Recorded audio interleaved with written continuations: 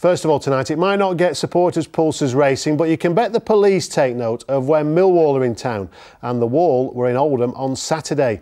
The latest government figures show the Londoners had more fans arrested for violent disorder than any other team in the Football League last season.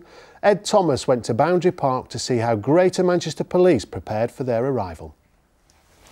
We're here today for the Oldham Athletic v Millwall match. It's a Cat A fixture and we're looking at a 1500-hour kick-off. I think the only item that we've had is that some of the Millwall supporters may have gone to Stockport drinking before they come here.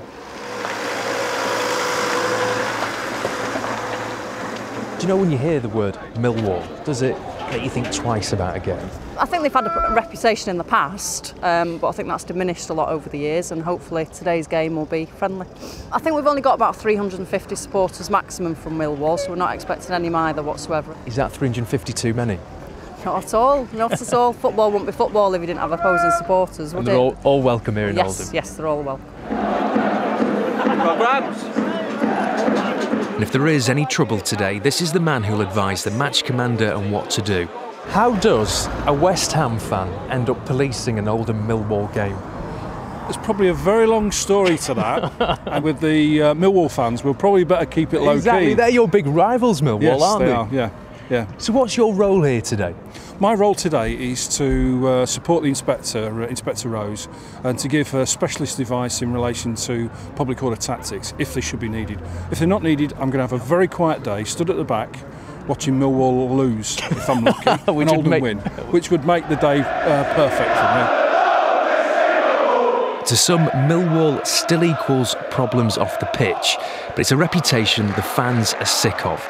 We've just been into a pub up the road and they let us have glasses, and that's the first time in 2 years. We usually get plastic glasses. We usually get plastic glasses. We're treated like human beings. Yeah, we're treated like human beings up there, which was fantastic. Millwall, does that ring any alarm bells in your mind at all, or you're more bothered about what happens on the pitch? It used to ring alarm bells, but these days, no, it doesn't ring any alarm bells at all. I personally am more bothered what happens on the pitch. Possibly Millwall are living off their 1970s reputation. Really, I'm more interested in a win today. Do you reckon you'll get a win? A draw at best. The game kicks off without any problems, but every second the fans are watched over by the spotters. They know exactly who to look out for. What will they be doing?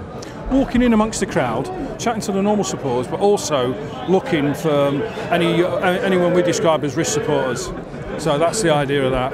And as you can see, we've got an Keep going, lads, keep going. Why is it important to do things like that and chat with the guys and have a laugh with them? Shows we're human beings and that we can interact with people. If you're going to have a laugh and a joke with people, I don't see this as a job I do separate to other people. I do this job and I can enjoy myself while I'm doing the job. No bother, just banter in the second half, then this. 1-0 to Millwall. But now just watch as a bottle is thrown at the players.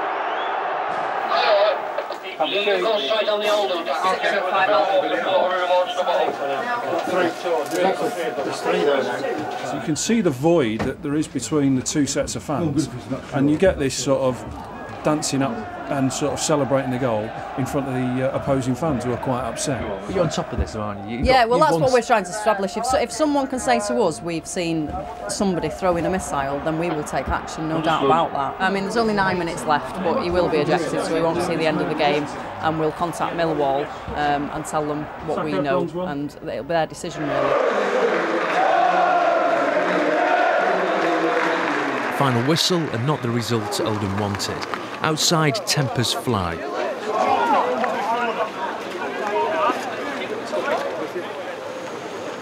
Minor bit of disorder with the bottle throwing when we had the penalty, and just a very minor public order offence outside the ground, but other than that, everything went well. So what happens now then for an inspector in charge of a football game? How do you wind down after that? A bottle of wine usually.